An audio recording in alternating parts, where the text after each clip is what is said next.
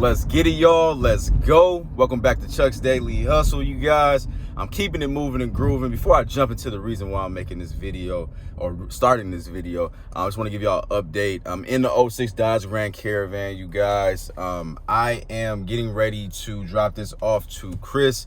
The rear left caliper went out yesterday, so it started heating up, and then smoking, made the rim heat up. And then I noticed that the front brakes and rotors were now pulsating. So I'm going to get all of that fixed, you guys. That way we got a solid car, 100% around.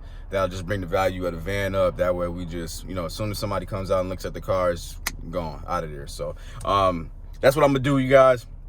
But I did want to, basically this is what happened, you guys. I just left AutoZone. One of the drivers that's gotten to know me was complaining, man. He was complaining because he got scheduled today.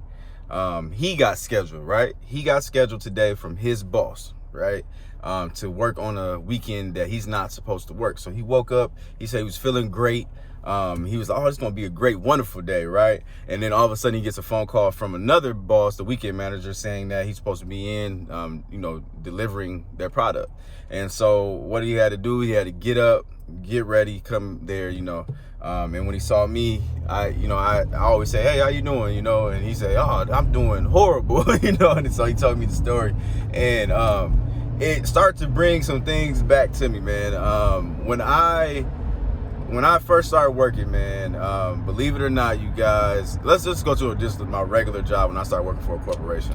I started working at the age of 15, and I was working at McDonald's. And I remember having to get scheduled.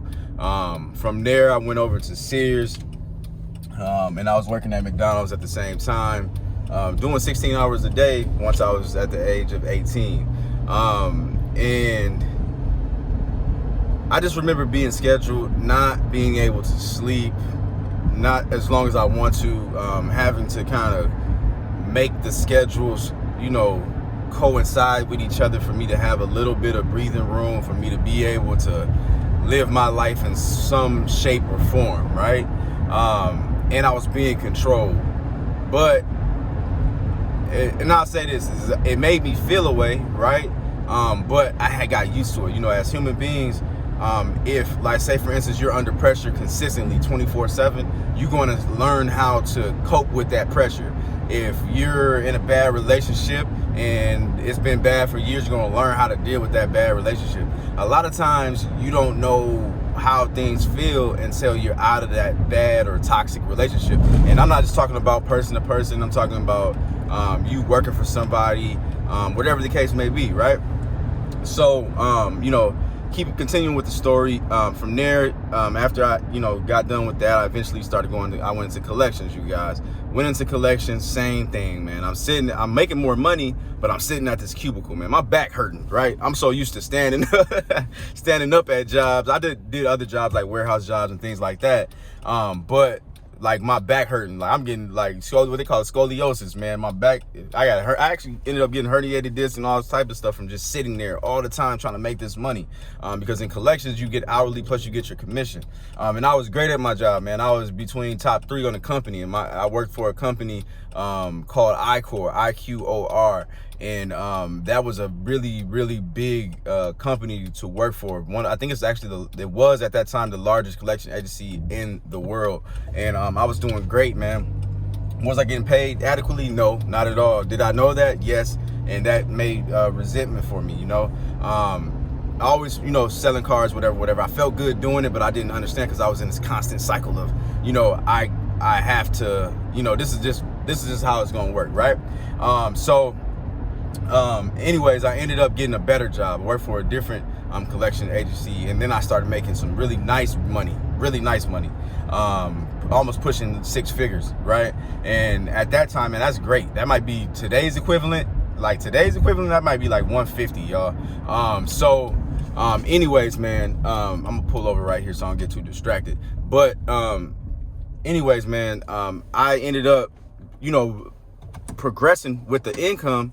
But at the same time, I ended up growing resentment again. And I and at the time, I don't know, I'm not going to just try to point everything that's going, like every detail exactly when it happened, but somewhere in between that time, I had started the major motors, my first major motors company.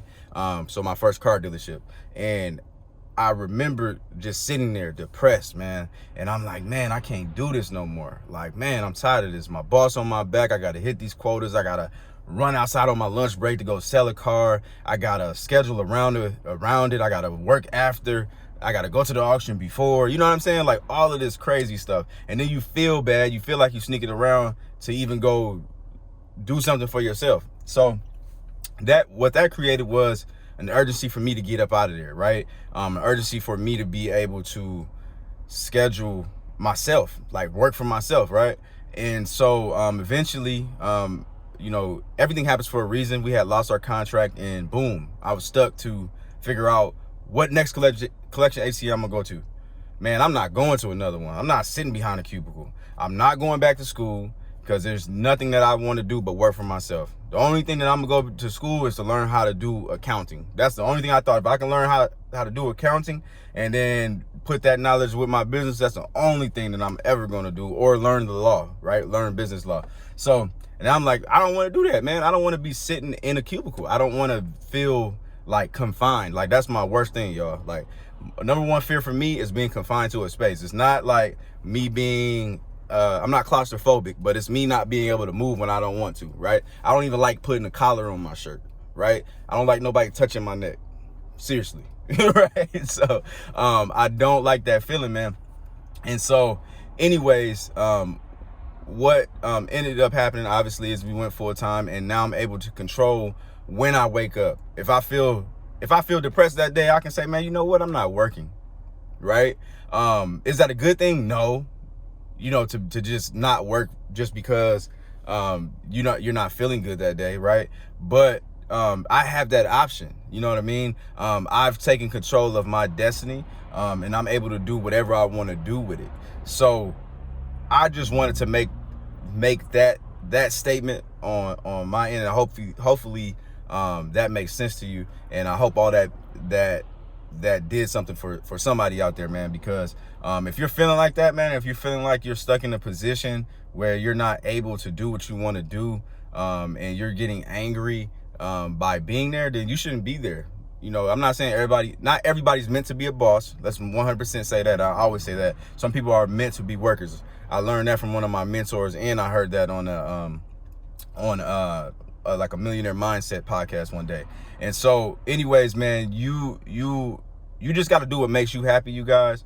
But if you're feeling pressured, you feel like you're in a toxic relationship, you know, as far as like your business goes or whatever the case may be, man, it's time to move on. So yeah, man, I'll see you guys on the next one, man. If you guys did like the video, go ahead and give it a thumbs up, and we'll be having more vlogs and all that stuff coming, man. I'm out. Peace.